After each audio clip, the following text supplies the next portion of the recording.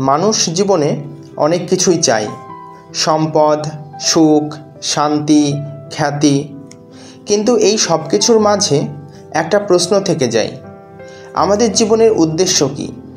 আমরা আলোচনা করব শ্রীমদ্ভাগবদ্গীতার ৫ম অধ্যায় কর্মসন্ন্যাস যোগ, যেখানে শ্রীকৃষ্ণ এক গভীর দর্শনের দ্বার খুলে দিয়েছেন। কর্ম এবং সন্ন্যাস এই দুই পথের মধ্যে কোনটি শ্রেষ্ঠ, অথবা দুটোই কি একসাথে চলতে পারে? এই অধ্যায়ে অর্জুন ভগবান শ্রীকৃষ্ণকে এক গুরুত্বপূর্ণ প্রশ্ন করেন। হে কৃষ্ণ, আপনি কখনো বলেন কর্ম ত্যাগ করাই শ্রেষ্ঠ, আবার কখনো বলেন নিষ্কামভাবে কর্ম করাই শ্রেষ্ঠ। তাহলে আমি কোনটা করব? শ্রীকৃষ্ণ উত্তরে বলেন, কর্মসন্ন্যাস আর কর্মযোগ এই দুই পথই মুক্তির পথ। তবে কর্মযোগ অর্থাৎ নিষ্কামভাবে কর্ম করাটা অধিক শ্রেয়।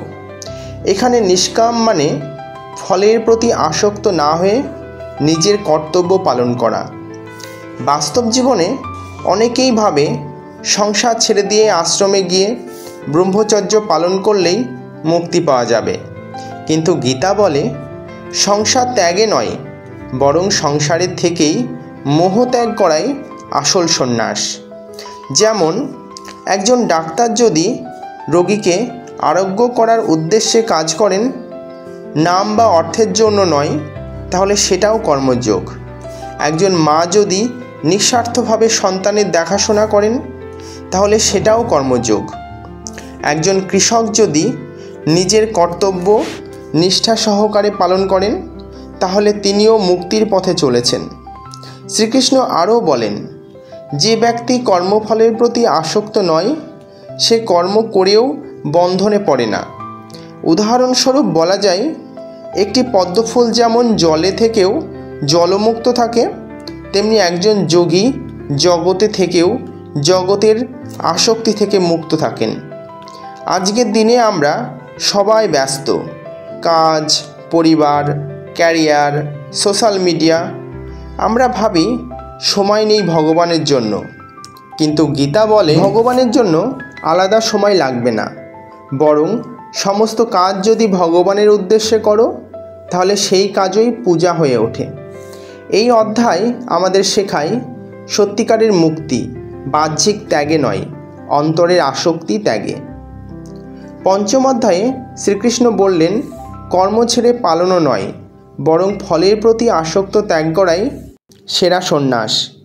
আর ৬ষ্ঠ অধ্যায়ে তিনি বললেন, এই নিষ্কাম কর্ম করতে হলে চাই ধ্যানের শক্তি, চাই মনকে স্থির রাখা। চোখ বন্ধ করে বসে থাকা মানেই কি ধ্যান? ধ্যান কি শুধু সন্ন্যাসীদের জন্য? শ্রীকৃষ্ণ বলছেন, ধ্যান এমন কিছু নয় যা কেবল পাহাড় বা জঙ্গলে বসে করা যায়। ধ্যান এক জীবনচর্চা, এক আভ্যন্তরীণ যাত্রা। আজ আমরা জানব শ্রীমদ্ভাগবদ্গীতার ৬ষ্ঠ অধ্যায়ের সেই মহামূল্য শিক্ষা, যা আমাদের জীবন ও মনকে বদলে দিতে পারে। এই অধ্যায়ে শ্রীকৃষ্ণ বলেন, সত্যিকারের যোগী সে যে নিজের কর্তব্য নিষ্ঠার সাথে পালন করে, ফলের আশা না রেখে ধ্যানমগ্ন চিত্তে ভগবানের স্মরণ করে। মানুষ ভাবে ধ্যান মানে সব কিছু ছেড়ে একা হয়ে যাওয়া, কিন্তু শ্রীকৃষ্ণ বলেন, ধ্যান মানে নিজেকে সামলে রাখা, নিজেকে দেখার শক্তি অর্জন করা।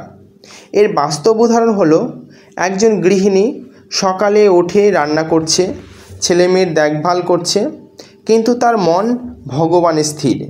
এটাই হচ্ছে ধ্যান।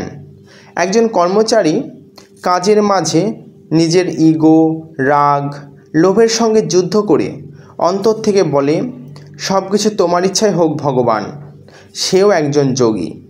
শ্রীকৃষ্ণ বলেন, উত্তম যোগী সে যে সমস্ত জীবকে ঈশ্বরের অংশ বলে মেনে নেয়। এখানে ধ্যানের প্রকৃত উদ্দেশ্য আমি এবং তুমি, এই বিভেদ ঘুচিয়ে একত্ব উপলব্ধি করা। ভগবান শ্রীকৃষ্ণ বলেন, মন যদি বন্ধু হয়, তাহলে সে মানুষ নিজেই মুক্তি পায়, আর যদি শত্রু হয়, তাহলে সে নিজেই নিজেকে বন্দি করে রাখে। অর্থাৎ নিজের মনকে জয় করাটাই প্রকৃত যুদ্ধ।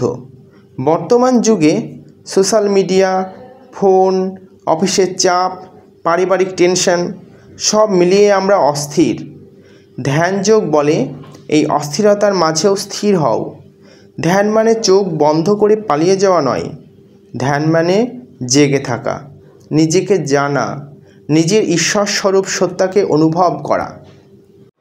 বন্ধুরা, যদি আমার এই ভিডিওটি আপনাদের ভালো লেগে থাকে তাহলে অবশ্যই চ্যানেলটিকে সাবস্ক্রাইব করবেন, লাইক দেবেন এবং কমেন্টে জয় শ্রীকৃষ্ণ লিখবেন। ধন্যবাদ।